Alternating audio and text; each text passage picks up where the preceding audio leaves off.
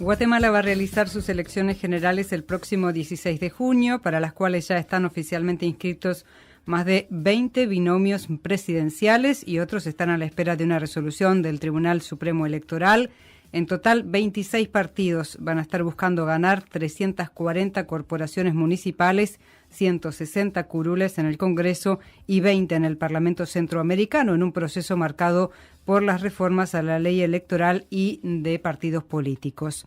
Días atrás surgió una polémica con el Movimiento para la Liberación de los Pueblos de Guatemala, que sugirió en un comunicado que la mayor patronal del país está tras el intento de impugnar la candidatura presidencial de la dirigente indígena Telma Cabrera. Estamos en comunicación ya desde Guatemala con el politólogo Luis Guillermo Velázquez para profundizar en este y otros temas de la actualidad en el país centroamericano. Bienvenido a GPS Internacional. Gracias por la invitación. ¿Qué características tiene esta campaña electoral de cara a las presidenciales? Sí, estamos en un momento histórico porque estas elecciones serán la salida institucional a la crisis política que vive el país desde el 2015. Es una lucha contra la corrupción, es la continuidad de esta lucha contra la corrupción, que no solo ha desmantelado redes político-económicas ilícitas, sino que también ha llevado ante los tribunales a las élites políticas, económicas y militares de este país.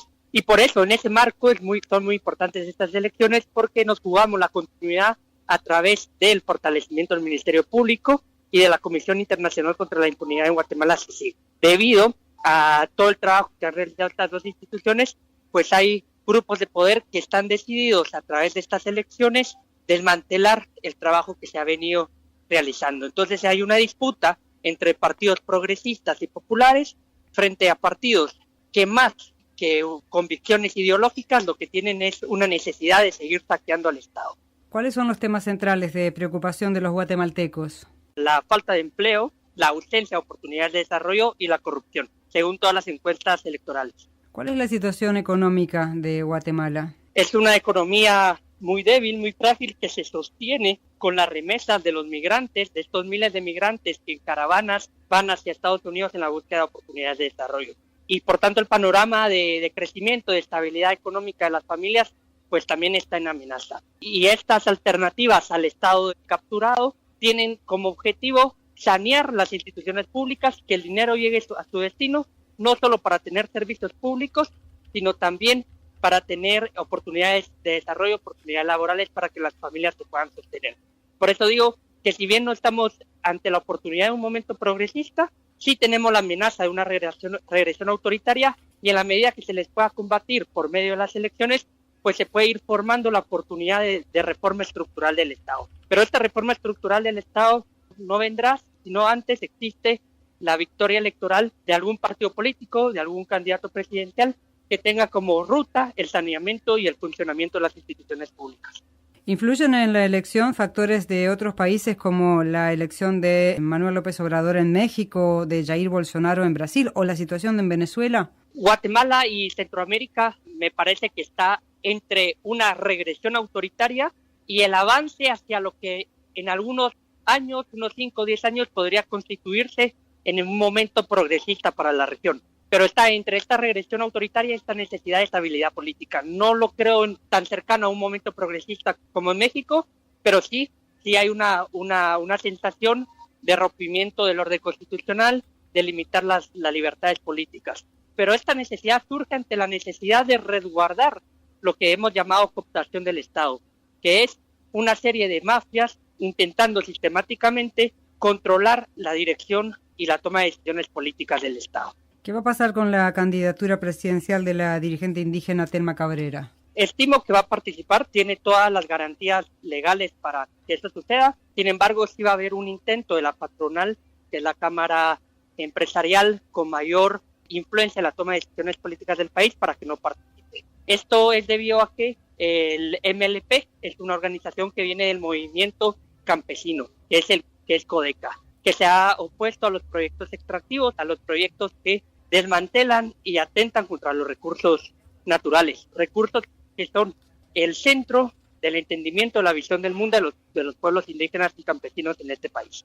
Pero tiene todas las garantías legales para poder participar. Sin embargo, sí va a tener oposición, que estimo no va a tener efecto. no tendrá efecto porque desde el 2015 hemos tenido un mayor fortalecimiento de las instituciones públicas, que es valioso y que precisamente también en estas elecciones es lo que se va a defender.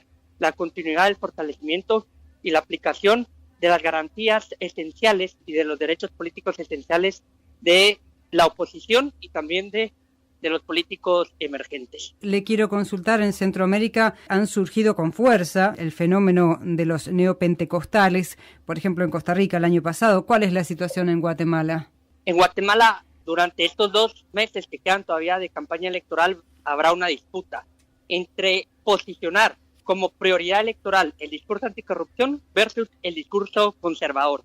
¿Y por qué digo esto? Porque en la medida que el discurso anticorrupción esté en el centro de la campaña electoral, quienes han utilizado las instituciones para saquearlas y para enriquecerse, tienen menores oportunidades de victoria. Y bajo este discurso anticorrupción, los partidos y los candidatos asociados a acompañar la lucha contra la corrupción que comenzó en el 2015, pues podrían llegar a las instituciones y podrían armar o fortalecer una agenda progresista, una bancada progresista en las instituciones públicas. Pero si el discurso conservador prioriza y se vuelve el centro de la campaña electoral, pues las personas ligadas al intento de preservar la captura del Estado, pues tienen mayores oportunidades de ganar. Y no porque les interese la familia, no porque les interese oponerse al aborto, no porque les interese negar los derechos LGBTIQ+, sino porque es su oportunidad para seguir reteniendo sus parcelas de poder en las instituciones.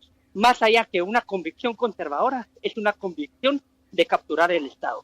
Y eso, digamos, diferencia un poco lo que pasa en el resto de la región, que utilizan el discurso conservador, porque no solo les permite la continuidad de las instituciones, sino que además es una convicción conservadora sobre la vida. En Guatemala, más que una convicción conservadora de la vida, es la convicción, la necesidad de seguir manteniendo y reteniendo sus parcelas de poder en las instituciones públicas para saquear, para enriquecerse, para seguir lucrando en detrimento del bien común.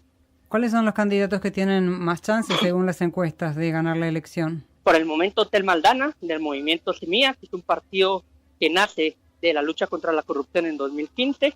Turi Ríos, quien es la que intenta enarbolar este discurso conservador y posicionarlo en el centro de la campaña electoral. Y Sandra Torres, del partido Unidad Nacional de la Esperanza UNE, que es un partido rapaz que prácticamente se fortaleció y acumuló todas sus cuotas de poder por medio del clientelismo político. Entonces son 2 partidos asociados a la política tradicional, a la forma tradicional de administrar los asuntos públicos, que solo han llevado saqueo, pobreza, desigualdad, y por el contrario el partido Movimiento Semilla, que es quien abandera el saneamiento del Estado, poner las instituciones a funcionar, devolverle los servicios públicos a la gente, en un sentido normativo al principio, para ir avanzando en una agenda de reforma estructural del Estado. Y con menos oportunidades, pero siempre de este lado de reforma hacia refundación del Estado, pues aparece nuevamente el MLP, con Telma Cabrera, que intenta llevar toda una agenda de transformación plurinacional del Estado. Es algo que en Sudamérica pues lo vieron a través de Evo Morales con el MAS en Bolivia. Usted hablaba de la candidata Sandra Torres. En los últimos días se reunió en Washington con el secretario general de la OEA, Luis Almagro, y después de esta reunión Almagro instó a la Comisión Internacional contra la Impunidad en Guatemala justamente a que no interfirieran las elecciones presidenciales del próximo mes de junio. ¿Cuál es la situación con la comisión? Sí, en Guatemala se percibió como un despropósito por parte de Almagro, porque la Comisión contra la Impunidad en Guatemala, CICIG, ha demostrado a través de los casos, a través de escuchas telefónicas, de documentos, de cheques, que una serie de políticos asociados con el crimen organizado y asociados con empresarios estaban saqueando las instituciones públicas. No dar un respaldo desde la comunidad internacional a una institución que ha demostrado que sí funciona y que ha demostrado con pruebas de que los corruptos tienen todo un modus operandi para mantener su control hegemónico en el Estado, pues parece una vergüenza, sobre todo cuando lo comparamos con la misión contra la corrupción que la OEA instaló en Honduras, que ha sido un total fracaso y que incluso permitió el fraude electoral de Juan Orlando Hernández el año pasado en ese país. Entonces nos parece un despropósito de Almagro que le quite la confianza a una institución de Naciones Unidas que sí ha funcionado, pero no diga nada respecto a una institución que nace bajo la misma idea, pero que tiene resultados totalmente distintos. Sobre todo porque no se atrevió a darle el apoyo político, el apoyo técnico necesario para llegar a investigar el corazón de la corrupción en Honduras. Entonces nos parece que Almagro en sus declaraciones se puso de lado de aquellos que quieren seguir cooptando el Estado de Guatemala. Luis Guillermo Velázquez, politólogo desde Guatemala, le agradezco muchísimo estos minutos para analizar la situación de cara a las próximas elecciones presidenciales. Muchas gracias por la invitación. Un saludo hasta el sur. Analizamos los temas en GPS Internacional.